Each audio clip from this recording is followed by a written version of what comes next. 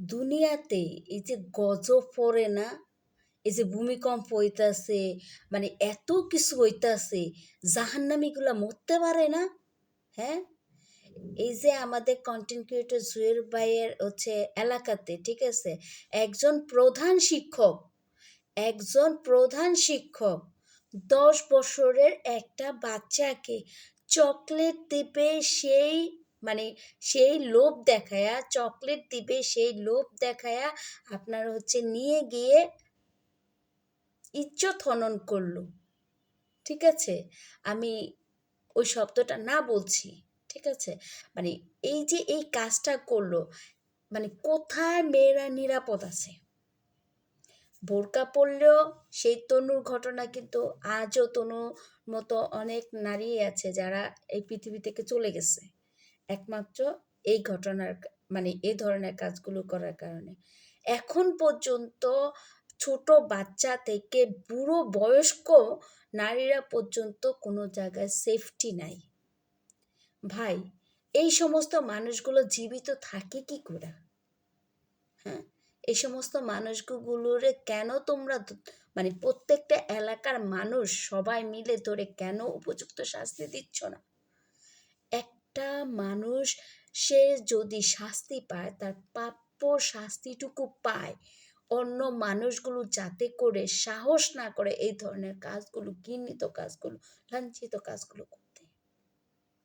এই যে 10 বছরের মেয়ে বাচ্চাটাকে মানুষ করতে তার বাবা মায়ের কতটা পরিশ্রম করতে হয়েছে, এই বাচ্চাটাকে নিয়ে কত স্বপ্ন প্রত্যেকটা মানুষের, এই মেয়েটার এখন ভবিষ্যৎ কোথায়? একজন স্কুলের শিক্ষক যদি এই পরিমাণের হচ্ছে কাজ করতে পারে, তাহলে মানুষ কোথায় গিয়ে দাঁড়াবে? মাঝে মাঝে দেখি বিভিন্ন মাদ্রাসাগুলোতে বা ছেলে বাচ্চাদেরকে নানানভাবে নানান রকম কাজ করতেছে। ইভেন হচ্ছে স্কুল পড়ুয়া বাচ্চাদের সাথে এই ধরনের কাজ হচ্ছে। তারপরে হচ্ছে পাড়া প্রতিবেশী শত্রুতার কলহলের রেশ ধরে এই ধরনের কাজ করছে। হিংস্র হায়নার মানুষগুলো হচ্ছে চুরি ডাকাতি করতে গিয়েও এ ধরনের কাজগুলো করতেছে। বাসা বাড়িতে বলো, ঘরে বলো, বাহির বলো, মসজিদ বলো, মাদ্রাসায় বলো, স্কুল বলো, কলেজ বলো, প্রতিষ্ঠান বলো, কোনো জায়গায় নিরাপদ নাই মেয়েরা। কেন ভাই? এই যে মানে সবাই ভূমিকম্প নিয়ে এত ভয় পাও, এত কিছু পাও, কিন্তু এই যে যে ধরনের পাপ কাজগুলো হচ্ছে, সবাই মানে শিক্ষিত অশিক্ষিত গণ্ড মূর্খ যা আছে সবাই মিলেমিশে যেভাবে হচ্ছে যেই কাজগুলো, যেই ধরনের হায়নাগুলো এই ধরনের কাজগুলো করতেছে, তাদেরকে কেন উপযুক্ত শাস্তি দিতেছ না? এদেরকে মানে সবার সামনে আপনার হচ্ছে ওপেন প্লেসে শাস্তি দাও। তোমাদের কাছে বিনীতভাবে অনুরোধ করতেছি, যাতে করে আর কেউ এই ধরনের কাজগুলো করতে সাহস না পায়। কিছু কিছু আবার ঘটনা দেখি হচ্ছে, একজন সন্তান তার বাবাকে মেরে ফেলছে, একজন মা তার সন্তানকে মেরে ফেলছে, একজন বাবা তার সন্তানকে মেরে ফেলছে, একজন সন্তান তার মাকে মেরে ফেলতেছে, একজন স্বামী তার ওয়াইফকে মেরে ফেলতেছে, একজন ওয়াইফ তার স্বামীকে মেরে ফেলতেছে, একজন ভাই তার বোনকে মেরে ফেলতেছে, বোন ভাইকে মেরে ফেলতেছে। এগুলো কি? আসলে সত্যিকার অর্থে দুনিয়াটা জাহান্নামে পরিপূর্ণ হয়ে যাচ্ছে। সেই জন্য মহান রাব্বুল আলামিনের আরশ আর সহ্য করতে পারতেছে না।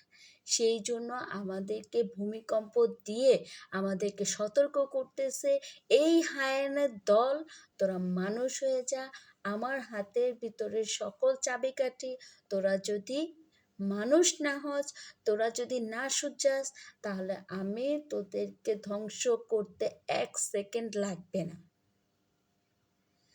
তবু কেন মানুষ শুধরাচ্ছে না? ভূমিকম্প হলে ভয় পায়, বজ্রপাত হলে ভয় পায়, জলোচ্ছ্বাস হলে ভয় পায়, বন্যা হলে ভয় পায়, কিন্তু এই যে এই ধরনের কাজগুলো নানান জায়গায়, নানান দেশে, নানান জেলায় এই ধরনের কাজগুলো করতেছে, এগুলোর কোনো বিচার হচ্ছে না। উন্মুক্ত যদি হচ্ছে, কিছু কিছু বিচার আছে আপনার মাসের পর মাস লেগে যায়, বছরের পর বছর লেগে যায়। ভাই, ইনস্ট্যান্ট এদেরকে শাস্তি দাও, জনসম্মুখে সবার সামনে শাস্তি দাও, যাতে করে এই ধরনের কাজগুলো কেউ করতে না পারে, না সাহস পায়। ছোট একটা বাচ্চা, সেই স্কুলের প্রধান শিক্ষক হয়ে এই কাজটা কি করে করতে পারে? আমার বোধগম্য না। সত্যিকার অর্থে স্কুলে যে বাচ্চা দেব, আমরা যখন পড়ালেখা করছি তখন কিন্তু এইরকম হায়ানের তো মানে এইরকম নিউজ, এইরকম খবর প্রতিদিন প্রতিনিয়ত শুনি নাই। কিন্তু এখন যেইভাবে হচ্ছে এই ধরনের খবর এবং নিউজগুলো শুনতেছি, মানে প্রতিটা সেকেন্ডে ভয় লাগে যে আমি কি আমার সন্তানকে মসজিদে দিয়ে, মাদ্রাসা দিয়ে নিরাপদ থাকবো, নাকি আমি স্কুল কলেজে দিয়ে আমার সন্তানকে কোথায় মানুষ করলে আমি নিরাপদ থাকবো, না আমি ঘরে দিয়ে রাখলে নিরাপদ থাকবো, না আত্মীয় স্বজনের কাছে দিয়ে কোথায় রাখলে আমি নিরাপদ থাকবো? সত্যিকার অর্থে একজন মা হিসাবে আমি বলছি, আমি এখন নিরাপদ না। আমার সন্তানকে নিয়ে ভয় পাই। এই ধরনের নিউজ প্রতি জায়গায় জায়গায় শুনতেছি, মানে আর ভালো লাগতেছে না, আর ভালো লাগতেছে না।